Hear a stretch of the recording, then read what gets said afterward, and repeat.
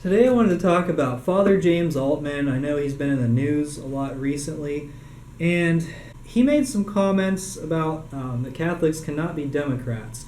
Now, whenever I watched the video, my reaction was kind of like, alright, I probably would have said a few things differently, like maybe I would have used a little bit different language, but then as the reactions came in, I thought, you know what? How many priests actually speak out against the slaughter of the unborn? I would say probably not very many, at least this strongly. There are priests that call themselves pro-life, but I think that this is a really strong statement, and the reaction of his bishop was pretty interesting. It was Bishop William Callahan of La Crosse. And this bishop said that he was applying general gospel principles. The quote is from the Gospel of Matthew, "If your brother does something wrong to you, go to him, talk alone to him, and tell him what he has done." He released this as a public statement. That's not going to your brother and talking to him alone. So that was really baffling to me. Another part of his statement, he said that canon law indicates that before penalties are imposed, we need to ensure that fraternal correction, rebuke, or other means of pastoral solicitude would not be sufficient to repair the scandal. So what he's saying is that this priest's comments have caused scandal, which I thought the slaughter of the unborn was causing more scandal than a priest who says that you shouldn't vote for the slaughter of the unborn. And he's saying that canonical penalties will probably occur if the priest does not shut his mouth.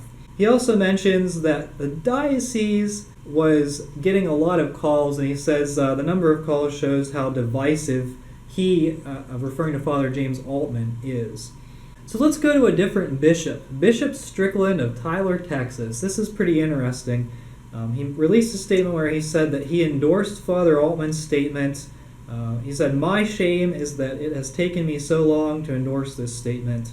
And he released a follow-up statement that said he supported Father Altman, and he is at least beginning to fulfill his role as a pastor of souls and a disciple of Jesus Christ. Now, Father Altman has had some support. He was on the Taylor Marshall show in an interview, and Father Mark Goring also supported him, so he's in good company. And I think what this comes down to is Bishop Strickland just doesn't care. He's going to preach the gospel. Now, a lot of bishops, I think, are in the camp where they're so concerned with the money that's coming in from the government that they're blinded by these dollar signs. The USCCB last year received $52 million in government funding. Catholic Relief Services received $400 million in government funding, and Catholic Charities USA received over $1 billion in government funding. So if this money is cut off from the government, it's going to be a pretty tough time for Catholic organizations, let's just say. And another thing I considered was Catholic Democrats.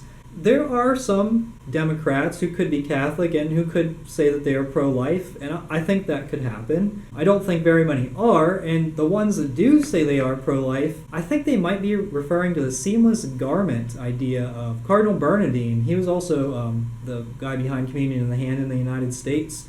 But Bernardin had the seamless garment idea where he said that, if you plant a tree, that makes you pro-life. And now they would say if you wear a mask, that makes you pro-life. I'm sorry, but by saying I'm pro-life, I oppose the slaughter of the unborn. So let's not weaponize that language here. But I think a lot of the Democrats are seamless garment pro-life people, so they're not actually pro-life. They're just trying to rationalize the slaughter of the unborn so that they can get their climate change and their immigration ideas. My question here is, how long do you think it will be before the seamless garment is declared a heresy? And will it be a heresy along the lines of Arianism, Donatism, any of these ideas that we think right now seem ridiculous, but at the time they seemed rational? How long until the seamless garment is declared a heresy?